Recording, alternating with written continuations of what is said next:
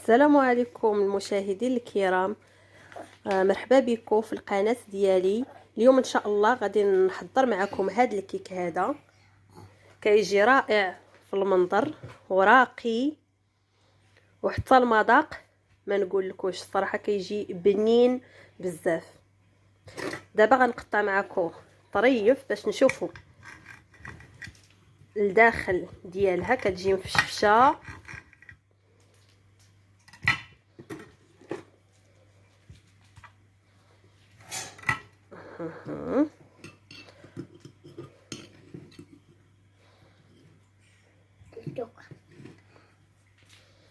ها هو صراحه كتجي مفشفشه والمذاق ديالها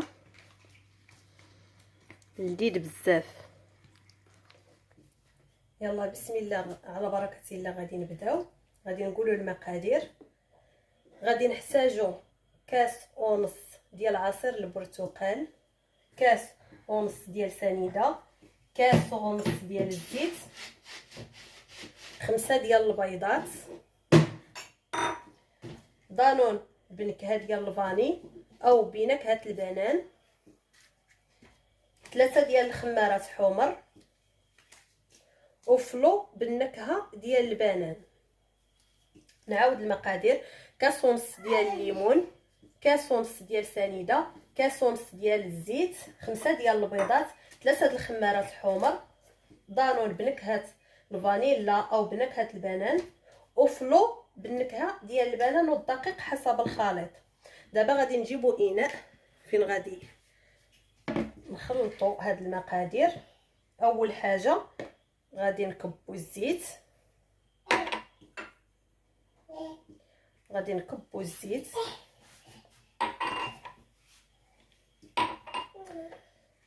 نزيدو سنيده،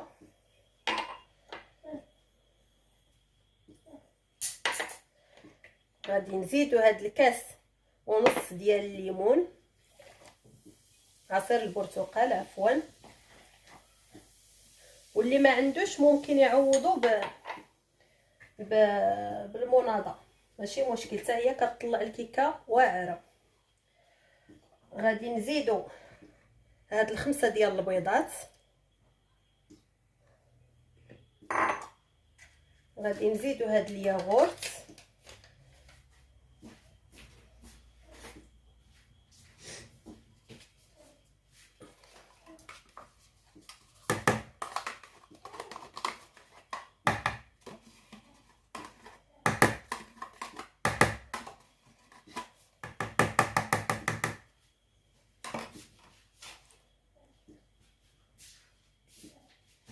غادي نزيدو هاد الفلو بالنكهه ديال البنان، حتى هذا كيعطيها واحد النكهه رائعه.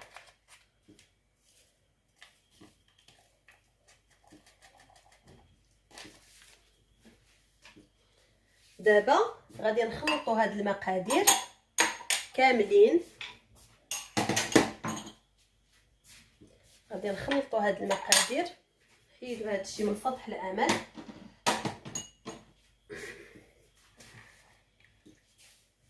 غادي نخلطوا هاد المقادير مزيان كما كتشوفوا حتى تندمج مع بعضها مزيان.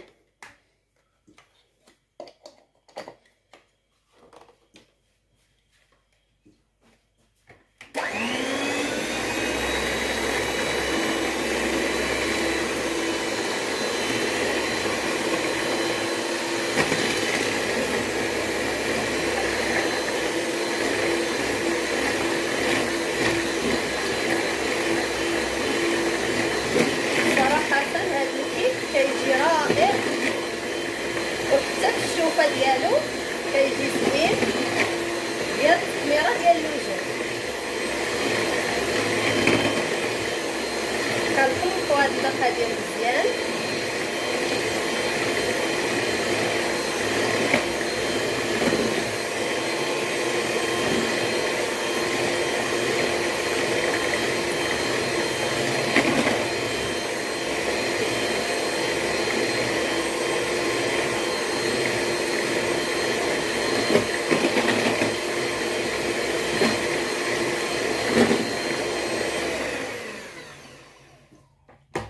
دابا من بعد ما خلطنا الخليط مزيان عاد غادي نزيدو هاد الخميره ديال الحلويات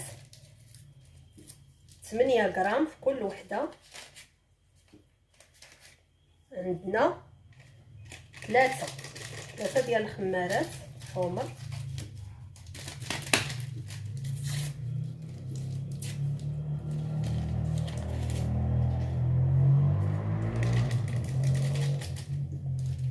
الثانيه نضيف الثالثه، ها هي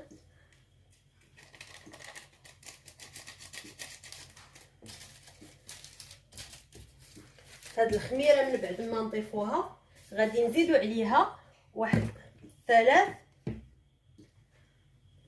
ديال المعالق ديال الدقيق نوعيه جيده، فوق منها فوق من ديك الخماره، وغادي نخلطو مزيان.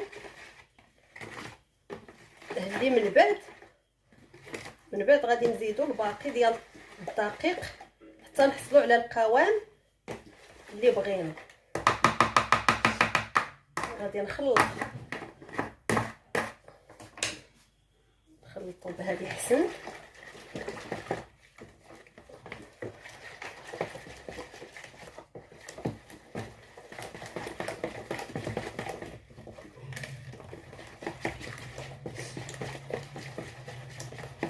تبعوا معايا المراحل كامله ديال الفيديو باش يصدق معكم ان شاء الله هذا الكيك الرائع والراقي في نفس الوقت. ممكن تحطيه للضياف، ممكن ديريه لوليداتك.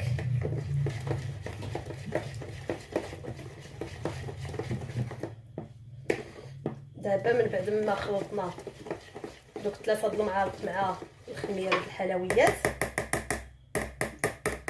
غادي نزيدو الباقي ديال الدقيق حتى نحصلوا على القوام، ما تكونش خاتره ثقيله بزاف وما تكونش خفيفه باش تصدق معنا الكيكه ان شاء الله وتطلع وتنفخ. كتجي صراحه مفشفشه.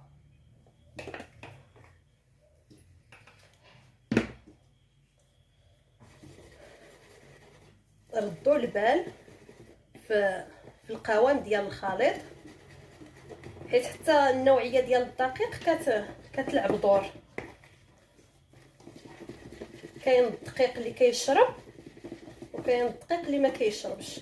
المهم نتوما عندكم ميزانكم. مشاهدين ديالي مرحبا بكم في هذه القناه. حنايا كنعطيو افكار جديده، اما الحمد لله المغربيات كاملين كيعرفوا يطيبوا، ما كل الطريقه ديالو. حنا كنزيدوا طرق جديده.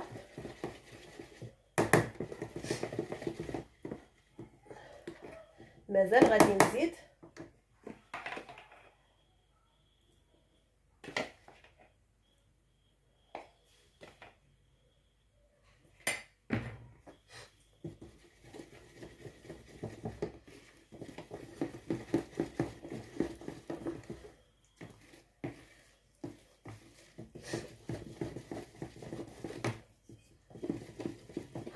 دابا. هذا القوام كافي. دابا حصلنا على القوام اللي كنقلبوا عليه. دابا نسالي التخلاط وغادي نوريكم بالمعلقه الاخرى ان شاء الله القوام ديالها كيفاش داير. نعاود نخلط واحد التخليطه خفيفه بالخلاط الكهربائي، ماشي بزاف باش ما تحيدناش الفعاليه ديال الخميره.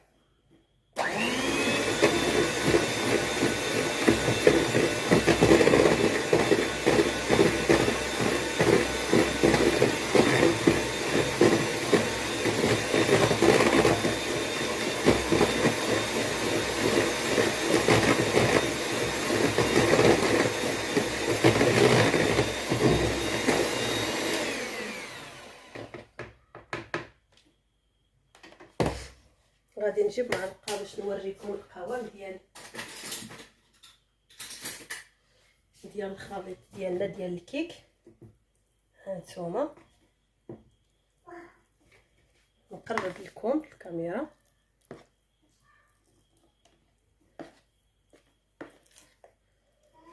ما خفيفاش وما ثقيلاش بزاف. دابا غادي نجيبوا القالب ديال الكيك فين غادي نكبوا الخليط. ها هو، هذا هو القالب ديال الكيك اللي غادي نكبوا فيه الخليط. احنا دهناه بالزبده ودردرنا عليه واحد الدقيق باش ما تلصقش لينا. هانتوما شوفوا، غادي نكبوا الخليط في القالب ديالنا. بسم الله توكلنا على الله.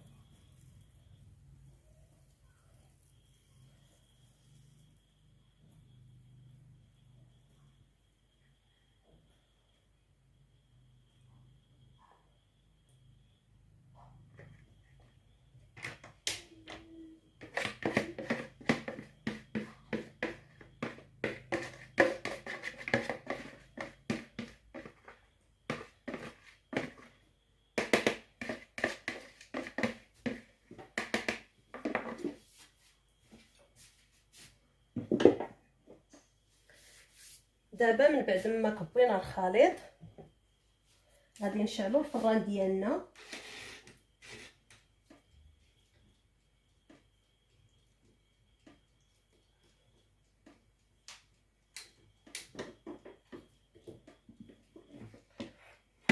وغادي ندخلوها للفران. انا صراحه كندخلها من الاول.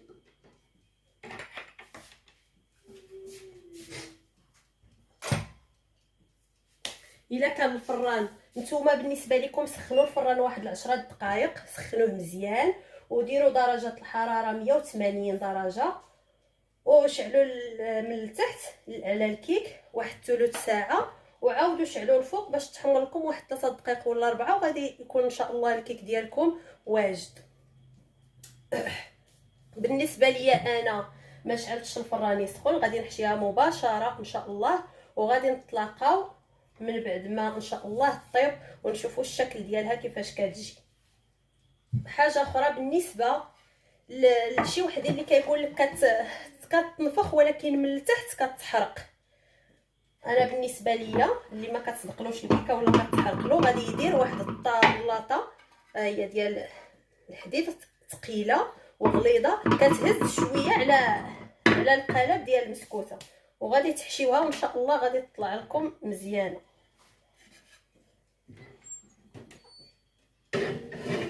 دابا مشاهدينا الكرام نتلاقاو ان شاء الله باش نشوفوا الشكل ديالها النهائي.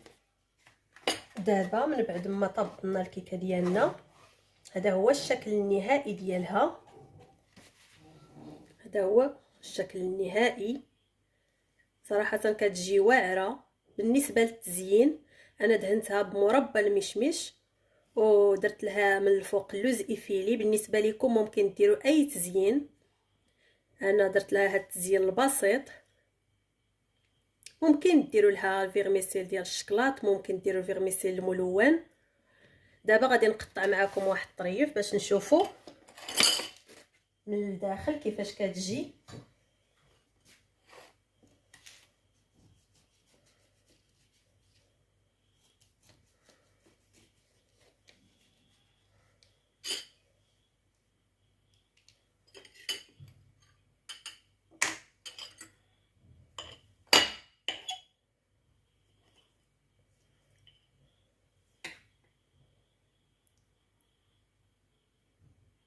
صراحه كتجي مفشفشه ورائعه، والمذاق حتى هو ما نقولكوش.